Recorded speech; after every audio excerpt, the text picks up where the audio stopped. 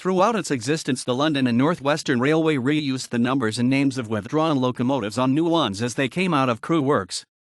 This resulted in each class of locomotives being allotted numbers virtually at random, with names that adhered to no discernible theme. By 1911, new locomotives were being produced at a much faster rate than old ones were being scrapped, and it became necessary to introduce a new set of names for Bowen Cooke's 4-6-0 express engines which were beginning to enter service.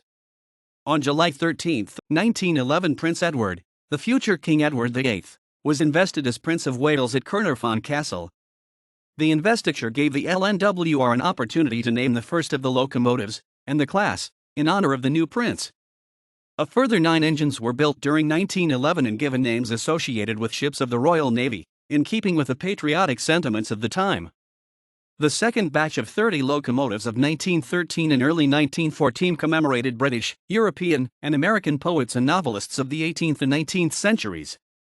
The final engine of the batch was named G.P. Neal in honor of the former Lnwr superintendent of the line, who had retired in 1895. The 10 engines produced in 1915 were given the names of the leaders of Britain's allies in the Great War, and the names of 2 soldiers, a sailor, and a nurse who had been executed by the Germans. By the beginning of 1916, sufficient engines had been scrapped to enable the reuse of historical Lnwr names. However, in March and April of the year, 3 locomotives were named in remembrance of the ill-fated campaign in the Dardanelles, and 7 were named to commemorate maritime losses of 1915 and 1916. The next batch of locomotives entered service in January 1919, by which time a decision had been taken not to allocate names until matters had returned to normal after the war. It was not until 1922 that another 12 engines were given names taken from former Lnwr engines.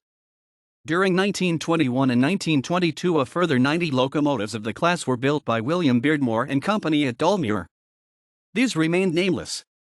Following the absorption of the Lnwr into the London, Midland, and Scottish Railway in 1923, the LMS Rolling Stock Committee at Derby issued Minute No. 53 on May 31, 1923, which announced that in conformity with former Midland Railway practices, passenger engines and coaching stock to be painted in Old Midland Crimson Lake, goods engines to be black without lighting, new engines not to be named but those with names will continue to do so.